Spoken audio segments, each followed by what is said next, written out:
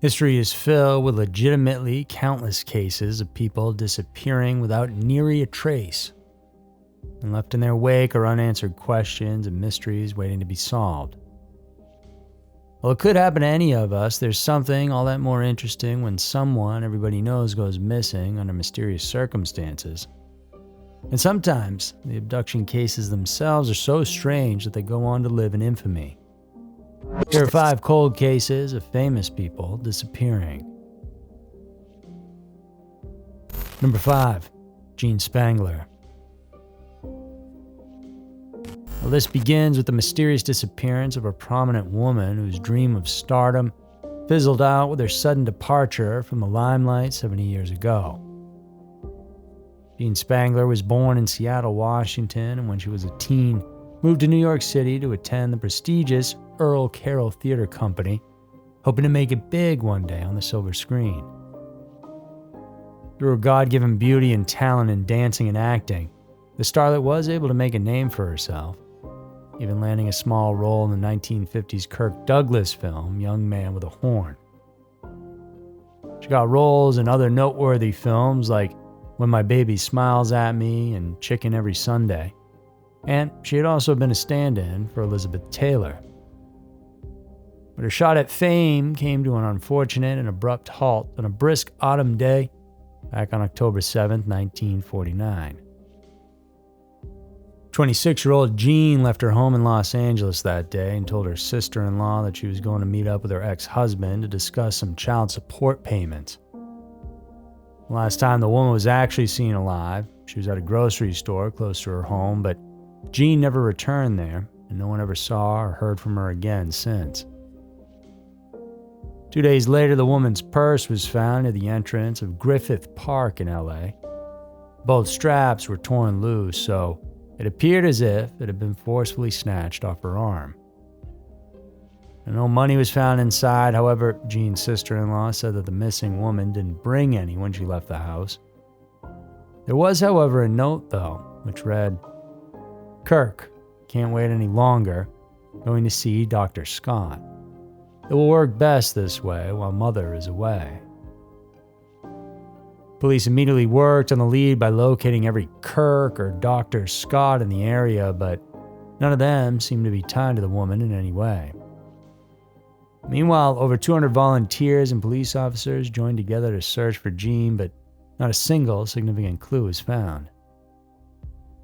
Investigators, of course, initially considered her ex-husband a suspect in the disappearance, but he was eventually left off the hook due to a lack of evidence. Also investigated was her alleged involvement with a man who, according to rumors, had connections to organized crime. Despite all the efforts, the case still went cold, and Spangler's disappearance is still a mystery. Where she went or who she went with is unknown, though there have been many theories and speculations that surfaced over the years. Some think the actress was a victim of foul play. For others, it's possible she may have run away to start a new life. Jean truly was a candle burned out long before the legend ever did. Number 4. Christopher Dansby and Shane Walker.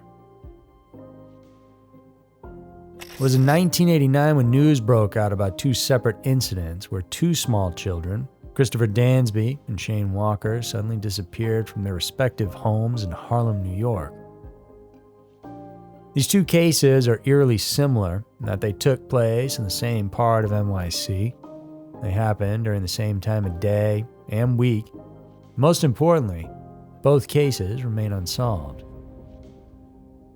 To get a better understanding, here are the facts. Though the boys never played together and their mothers never knew one another, both families were practically next-door neighbors at the expansive Martin Luther King Jr. Towers housing project in Harlem. Those who lived there often visited the nearby playground on Lenox Avenue, where most parents and guardians would let their kids roam free for the most part.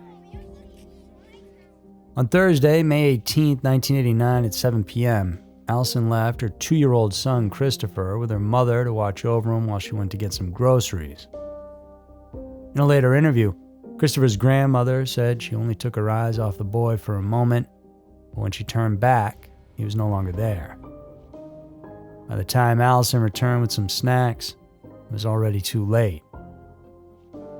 Similarly, 19-month-old Shane Walker was at the same park at around 7 in the evening on Thursday, August 10th of '89. Mom, Rosa Glover, was sitting on the bench watching her toddler when two older kids approached and asked if they could play with Shane. She said it was fine, and just as quickly a man sat down next to her and started striking up a conversation. Courtesy prompted her to look at the person as they talked, turning her head slightly away from the baby. And then, when she turned back to look at her child, he was gone.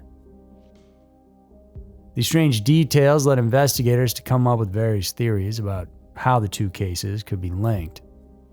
For one, many believe that Dansby and Walker were abducted as part of a conspiracy to sell babies for adoption.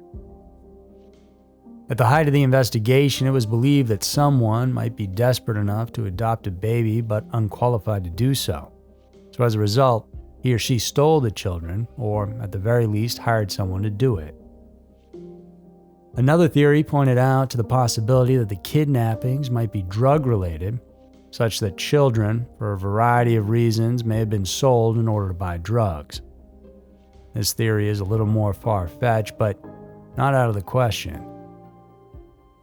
These two incidents happened in the same place just months apart, and yet the Criminal Justice Service says that the abduction of children by a stranger is relatively rare. By far, most missing persons cases, including that of minors, are non-custodial parental kidnappings and runaways, meaning it's most likely a family member who abducts the victim. There's also the terrifying theory that the person doing this was a serial killer running loose in the projects. And Glover once received a phone call saying her son was buried in an abandoned building. However, police could not find any solid proof that this was the case. These two cases are very strange, and because they happen in the same place, are very much most likely connected. How or why, though, we may never know. Number 3. Ambrose Beers. A master of the macabre, Ambrose Beers stands almost as tall as the likes of literary masters Edgar Allan Poe and H.P. Lovecraft. The author of The Devil's Dictionary and An Occurrence at Owl Creek Bridge, Beers's works have been described as some of the most famous and frequently anthologized stories in American literature. But aside from his literary genius, this prolific and versatile writer was also a well-regarded journalist in the U.S. And during the last years of his life, Beers truly found his niche and was more into journalistic writing than ever before. At the age of 71 in October of 1913, Beers made his way south as he toured his old Civil War battlefields.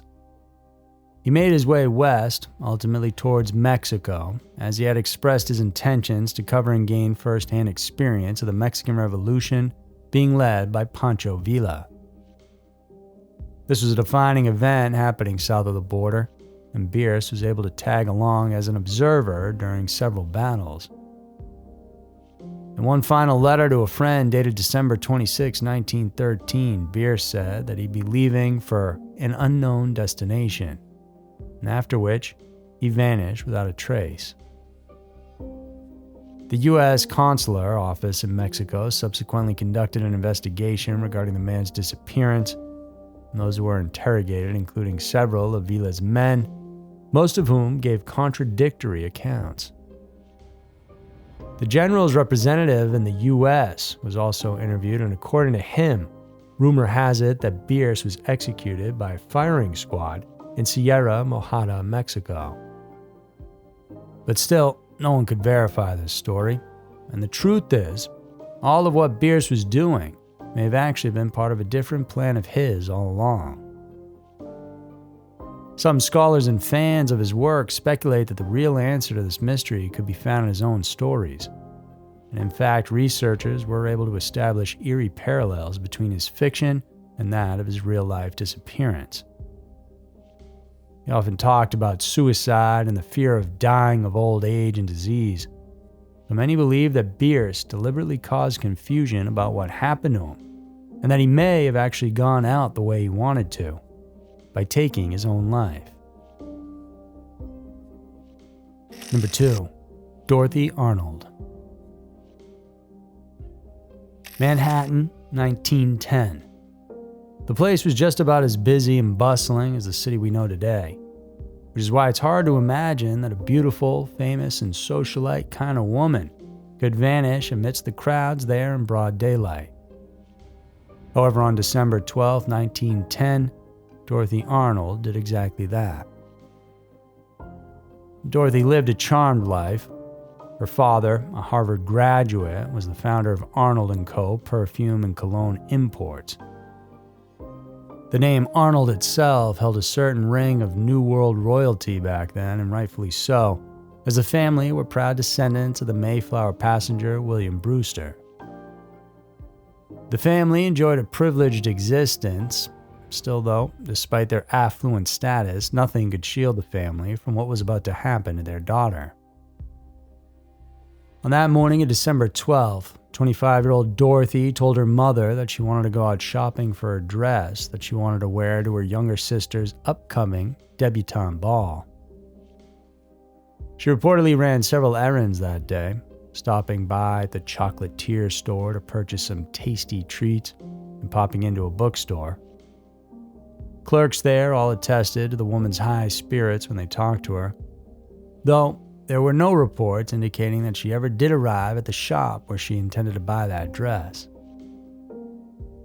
By nightfall, the Arnolds began to worry when Dorothy still hadn't arrived back home.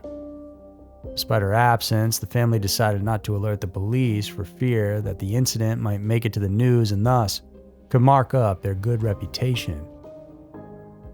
What they did, though, was reach out to some friends and private investigators to look into the matter. When their attempts proved fruitless, the family was forced to file a missing persons report with the NYPD in January of 1911. By then, almost a month had passed and Dorothy was nowhere to be found. Various theories, sightings, and rumors about the woman's disappearance have since surfaced, with one suggesting that the perfume heiress may have run away to start a new life. It was found out that she had a desire to pursue a career in writing, a thing that didn't bode well with her family considering her social status. Based on the way they handled her as a missing person, it's not surprising to see how she may have not enjoyed that sort of life of scrutiny. So, it's possible that she may have faked her own disappearance in order to create a new life elsewhere under a different name. Still, another more gruesome possibility was considered as well, that Dorothy may have been kidnapped or even murdered. At that time, high-status women were being kidnapped and held for ransom, although the Arnolds never confirmed if they in fact did receive a demand. She may have fought back against her attackers, and perhaps the worst happened, and then her body disposed of somewhere unknown. There were also speculations saying that Dorothy may have been murdered by someone she personally knew, like a former lover or rival. Whatever the case may be, more than a century later, Dorothy Arnold's sudden disappearance remains unsolved to this day. Her case has since become the subject of many books, articles, and documentaries, all of which attempt to shed some sort of light on the mystery. Number 1. Sean Flynn. Nepotism is real, and often we see it with famous parents helping their children gain notoriety in one way or another. Sean Flynn, for example, gained popularity because he happened to be the son of legendary Hollywood hunk Errol Flynn. Born in 1941 in California, Sean initially followed in his old man's footsteps and tried to pursue a career in acting. But things never really clicked for him. As time went on, the young man realized that it wasn't really the limelight that he craved. He was never passionate about Hollywood. It was through his love for photography that really fueled him. He was able to travel all around the world, capturing stunning images of people and places along the way. The more he shot, the more he wanted to do better, do more, and snap pictures in a way never seen before. Coupled with his panache for adventure, Sean started working with a group of like-minded, high-risk photojournalists, people like Tim Page, Henry Hewitt, and Dana Stone, to name a few. And many of these people had seen action in the battlefield during Vietnam. Despite the risk, they would do anything to get not only the best, but the grittiest pictures possible. Putting themselves in harm's way was well worth it as far as they were concerned, and Sean felt no different. In March of 1966, Flynn was shot and wounded in the knee while over in Vietnam covering the war. Then in April of that same year, he joined the U.S. Green Berets on patrol when they were ambushed by the South Vietnamese communists. Though he wasn't in the army, he was given a rifle anyway and made to fight his way out of the intense battle. Unfettered and unshaken by the apparent danger of his line of work, Flynn kept on pushing the limits. In 1970, Sean and Dana were deployed in Cambodia to cover the ongoing strife between pro-government groups and the Khmer Rouge. And luck must have run out for the two because, according to reports, this would be the last time they were seen alive. After a brief press conference in Saigon, the pair jumped onto their motorcycles and headed to an area where they were supposed to interview a few of the enemies. Technically, journalists are supposed to be off limits in time of war, but the rules aren't always followed. Despite being warned by many not to proceed, both Flynn and Stone did otherwise. As a result, they were taken off their vehicles and ordered to march toward the nearby tree line, and neither was ever seen alive again. Despite the extensive search efforts and investigations conducted in the following years, the fate of the two photographers remains unknown. Of course, many believe that they were held captive in a Vietnamese prison camp and were killed after. And then still others heard rumors that Flynn and Stone were executed right there after they were captured. Conspiracy theorists, however, went on to speculate that the U.S. government had their hand in it all. That the pair of photojournalists had in their possession information or images that compromised the U.S. Army's war efforts. As such, they were told to go do the interview, that everything would be safe, knowing, in fact, that the exact opposite was true. So there were 5 cold cases of famous people disappearing. Hope you guys enjoyed it, and if you like this episode, please do subscribe so you don't miss out on all the new content we're putting out each week. Follow our socials down in the description below for even more exclusive content. Thanks so much for tuning in. I'll see you guys soon.